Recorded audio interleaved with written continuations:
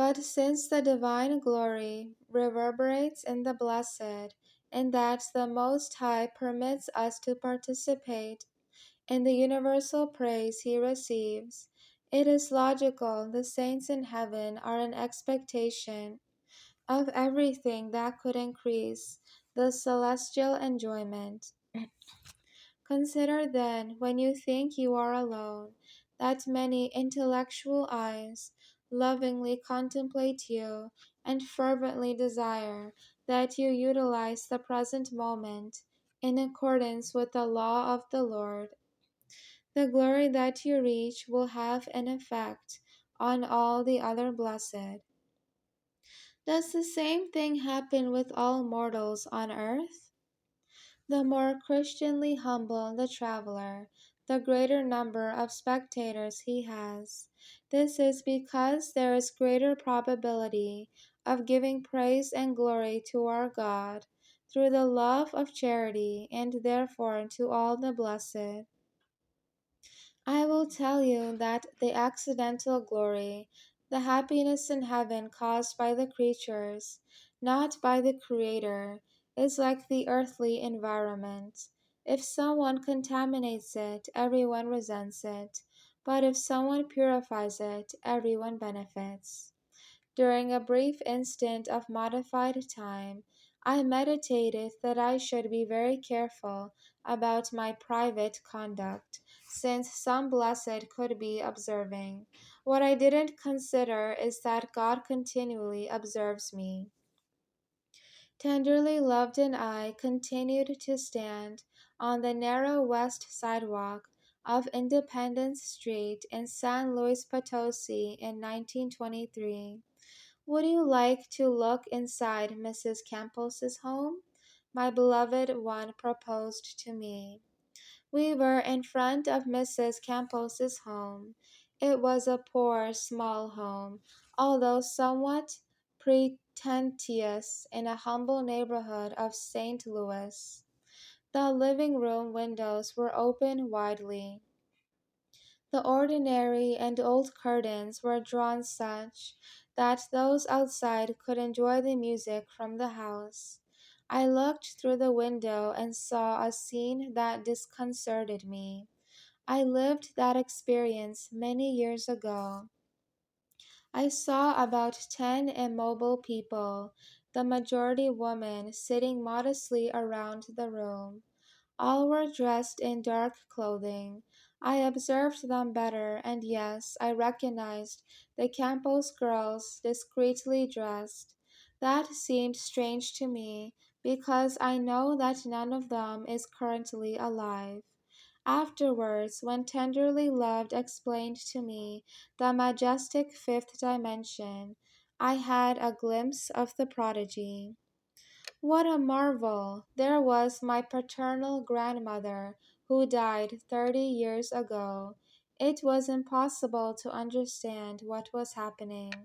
There was a mysterious fusion between the past and the present, but it was the past that seemed real.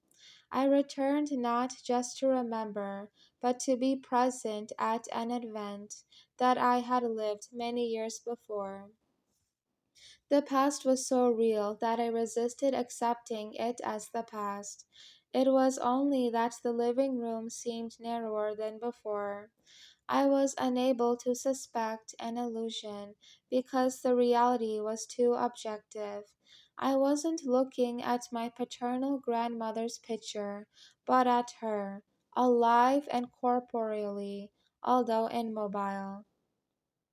Also, my paternal aunts, who passed away many years ago, were there, although like immobile statues. What happiness I had to see and be able to greet them. Don't harbor any illusions, warned tenderly loved.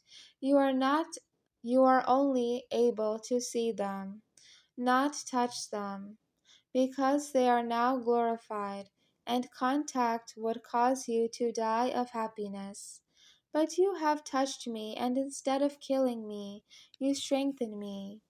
It's that they would not caress you carefully.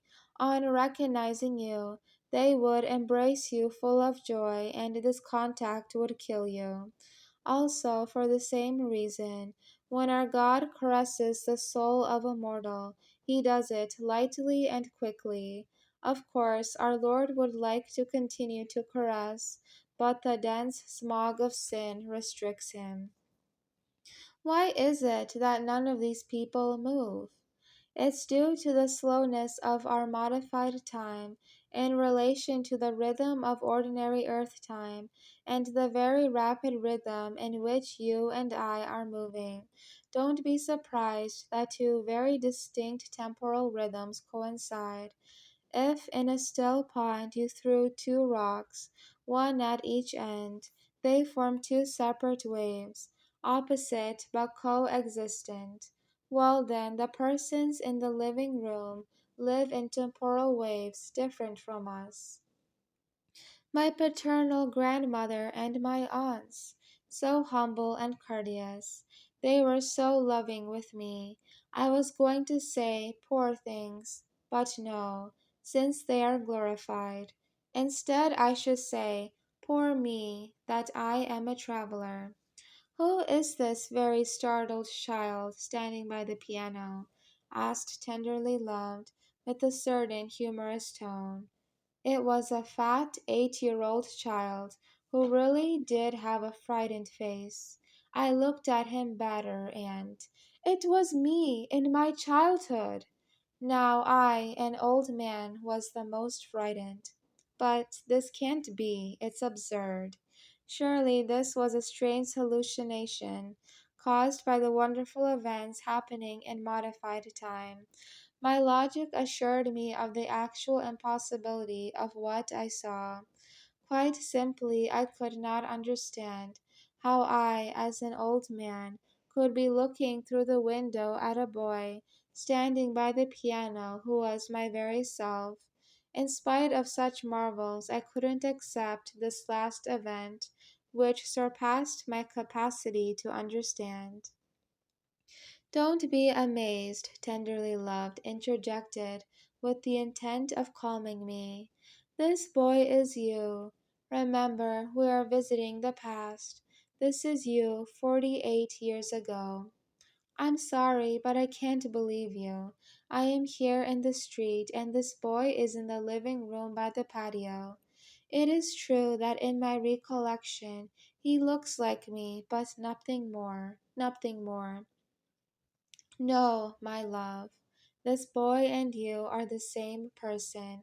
The same spiritual soul that gives life to this boy is actually the same soul that gives you life. The tenderness of my beautiful friend had destroyed all my arguments.